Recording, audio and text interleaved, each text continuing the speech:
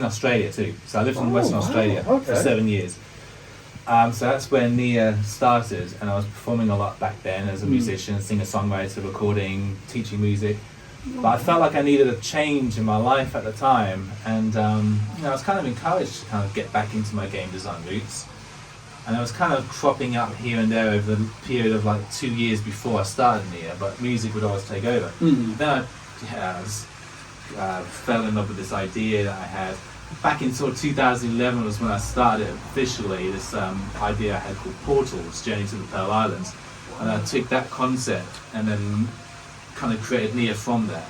And it was when I kind of learned Blender as well in 2018. I've looked at that. I cannot get my head around Blender at all. Blender's quite a difficult one. You know, there's so many tutorials now on the internet. That's why I kind of look back at when I was younger and think, wow, how did I learn all this stuff without like what we have now, like the easy access to like YouTube and everything. But yeah, I did a thing called a donut tutorial. Learned how to make a donut in Blender, which is like the classic thing. So anyone out there who wants to get into 3D design, you can check out Blender Guru's YouTube channel, and he's got like so many Blender tutorials. He's got like 3 million subscribers. It's like really big. So yeah, it's a great place to start if you want to get into Blender.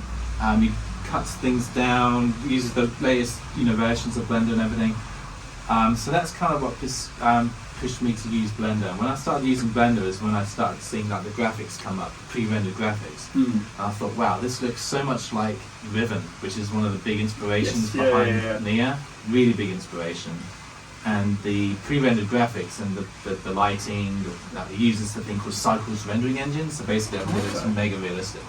But anyway, so yeah, that's what kind of really pushed me to kind of keep going with Neyyah, and it's been a 7-year project. To cut a long story short. Passion. It started off in Australia. It's been modelled, developed, and all sorts, all across in Australia, England, over Cornwall. Hong Kong, it's been to Hong Kong, being developed in Hong Kong as well. Proper international project. Yeah, it's been all over the place. So Neyyah is, as we said, it's like a point and click game. Yeah. So people, I suppose that genre really was popular, in the 90s and the sort of early 2000s as well. Yeah. Known for being almost I'd say mysterious, very atmospheric.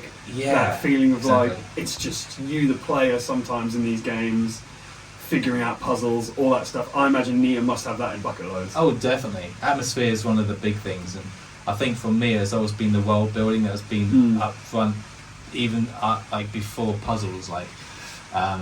There's loads of puzzles in Neyyah, but for me, it was about building a world and for people to explore this world and figure everything out. So the kind of story, the world building, the cultures that used to exist there. Yes, you're working everything out. What are these contraptions that people are that have they're used to use, but are they useful for you?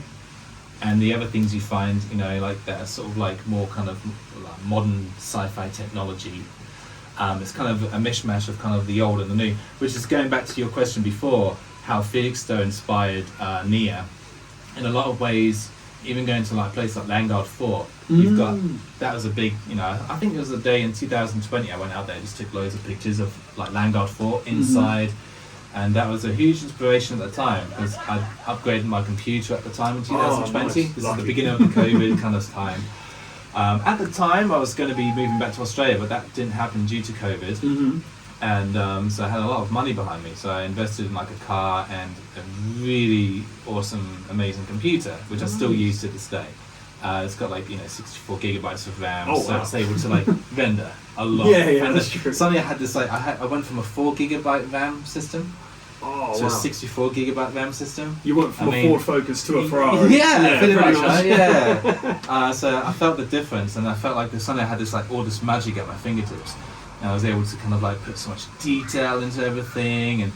But yeah, I think with Landguard Fort, it's you've got Landguard Fort, it's a mishmash of lots of history. So you've got World War II, Victorian. But then next to that, you've got the docks.